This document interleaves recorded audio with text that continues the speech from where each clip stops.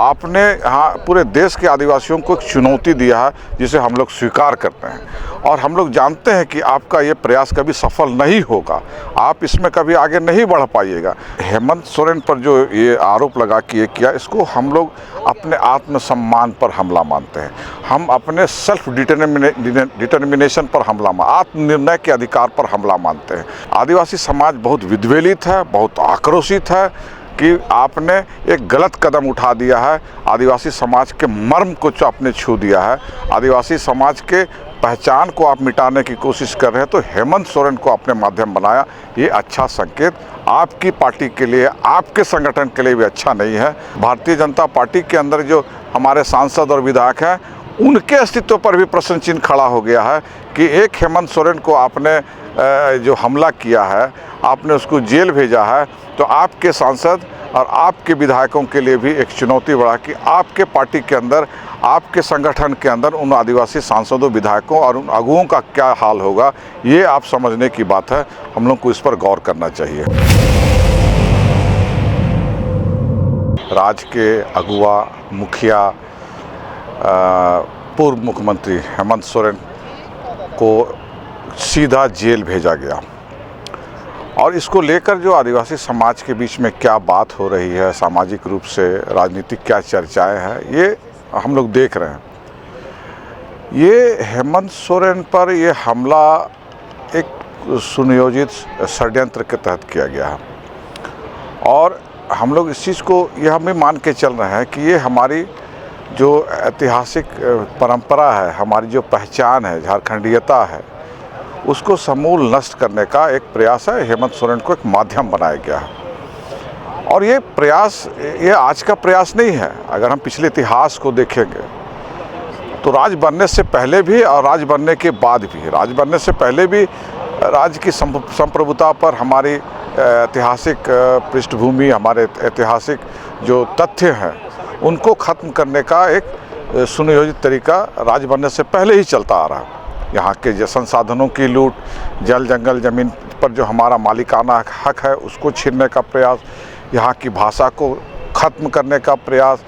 और यहाँ की जो अपनी जो पारंपरिक व्यवस्था है, जो रूढ़ी व्यवस्था है, उसको दरकिनार करना। तो हमला पहले से ही चल रहा है। माननीय मुख्यमंत्री, पूर्व मुख्यमंत्री हेमंत सोरेन के साथ जो ये घटना घटी है, उसी का एक पार्ट है और उन लोगों ने इस समय देखा, उन लोगों को लगा कि अभी जो जिस तरह से देश में जो षड्यंत्र चलाया जा रहा है, जिस तरह से देश में जो नैरेटिव्स लगाया जा रहा है कि आदिवासियों को बांट के ख़त्म करना, और उसमें आप देखिएगा एक बहुत बड़ा महत्वपूर्ण सवाल है यूनिफॉर्म सिविल कोड। तो यूनिफॉर्म सिविल कोड भी आदिवासी समाज पर एक बहुत बड़ा हमला है। पूरे देश में भी यूनिफॉर्म सिविल कोड ला के पूरे उसके इतिहास को, उसकी भाषा को, उसकी परंपराओं को, उसकी पहचान को और समूल जो नष्ट करने के लिए यूनिफॉर्म सिविल कोड, मतलब सामान्य आचार एक कानून लाने का इन लोगों ने षड्यंत्र रचा। तो हमारा इसमें ये कहना है सीधा कि आज जो हेमंत सोरेन पर जो हुआ, उसमें एक ही उनका ये प्रयास था कि यहाँ की राजनीतिक संप्रभुता, जो हमारा जो फिफ्थ शेड्यूल एरिया है, उसको कैसे ख़त्म करने के लिए एक माध्यम बनाया गया हेमंत सोरेन को। ये हेमंत सोरेन एक राज्य का एक मुखिया है, एक आदिवासी मुखिया है, 5वीं अनुसूची का मुखिया है, जो एक संवैधानिक पद है, उसको एक छोटे से मामले में, मैंने हम ये कहेंगे कि मैंने अगर बड़ा मामला रहता तो बात था भूंयरी ज़मीन को लेके। अरे भूंयरी ज़मीन का मामला तो हम लोग के आप ही के कार्यकाल में सबसे ज़्यादा हुआ। आपने भाजपा के कार्यकाल में, जब मैं मतलब दावे के साथ कह सकता हूँ कि जब मैं टीएससी का मेंबर था, हम लोगों ने विरोध किया कि भाई ये जो संताल परगना टेनेंसी एक्ट और छोटानागपुर टेनेंसी एक्ट में 16 और 21 के प्रावधान को ख़त्म करने का प्रयास। दूसरा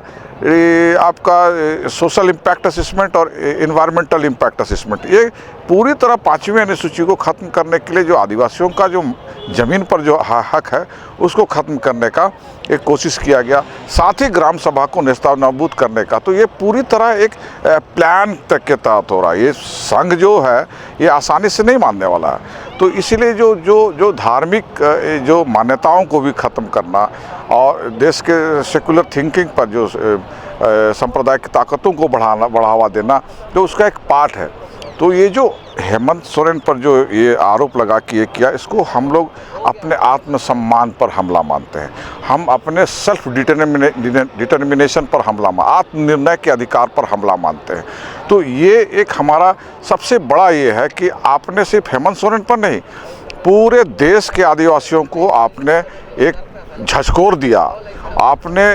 पूरे देश के आदिवासियों को एक चुनौती दिया है जिसे हम लोग स्वीकार करते हैं। और हम लोग जानते हैं कि आपका ये प्रयास कभी सफल नहीं होगा, आप इसमें कभी आगे नहीं बढ़ पाइएगा, क्योंकि देश का आदिवासी जानता है, देश का आदिवासी समझता है कि जो उसको संवैधानिक अधिकार है, जो उसको कानूनी अधिकार है, वो अधिकार जो संसद के दोनों सदनों से, लोकसभा और राज्यसभा और राष्ट्रपति के द्वारा जो मिला है, जो कानून मंत्रालय से मिला है, ST-SC कमीशन से प्राप्त जो अधिकार है, वो अधिकार आप नहीं छीन सकते हैं, क्योंकि वो पूरी तरह कानूनी है। इसीलिए आदिवासी समाज बहुत विद्वेलित है, बहुत आक्रोशित है कि आपने एक गलत कदम उठा दिया है, आदिवासी समाज के मर्म को आपने छू दिया है, आदिवासी समाज के पहचान को आप मिटाने की कोशिश कर रहे हैं। तो हेमंत सोरेन को आपने माध्यम बनाया, ये अच्छा संकेत आपकी पार्टी के लिए, आपके संगठन के लिए भी अच्छा नहीं है, क्योंकि आपके अंदर, आपकी पार्टी के अंदर भी आदिवासी लोग हैं, आपकी पार्टी के अंदर भी आदिवासी विधायक और सांसद हैं, उनको भी ये सोचना होगा। अब भारतीय जनता पार्टी के अंदर जो हमारे सांसद और विधायक हैं, उनके अस्तित्व पर भी प्रश्न चिन्ह खड़ा हो गया है कि एक हेमंत सोरेन को आपने जो हमला किया है, आपने उसको जेल भेजा है, तो आपके सांसद और आपके विधायकों के लिए भी एक चुनौती बढ़ा कि आपके पार्टी के अंदर, आपके संगठन के अंदर उन आदिवासी सांसदों, विधायकों और उन अगुओं का क्या हाल होगा, ये आप समझने की बात है। हम लोग को इस पर गौर करना चाहिए।